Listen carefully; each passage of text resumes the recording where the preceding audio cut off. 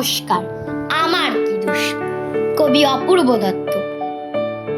ক লিখতে কলম ভাঙিস, খ লিখতে খড়ম, 4 বছর এক ক্লাসে শুনলি মেজাজ গরম।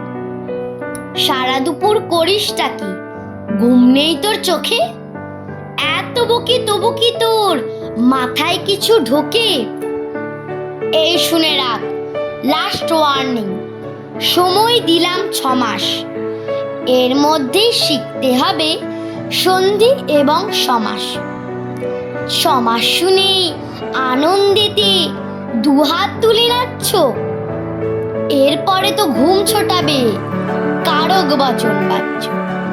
বাংলা গ্রামার মানেই হলো মাথার ওপর খাড়া, নত্ব সত্য লিঙ্গ পুরুষ বিভক্তি বাগধারা।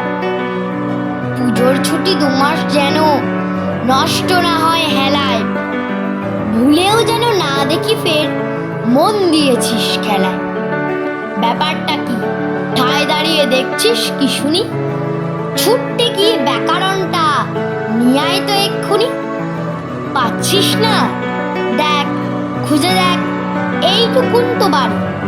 বল দেখি তোর কবের থেকে বইয়ের সঙ্গে আড়ি। মিথ্যে মিথ্যে বকছো আমায়, ভাবছো আমি বোকা। আমার কি দোষ? বই তো কবেই কেটেছে ওই পোকা। নমস্কার।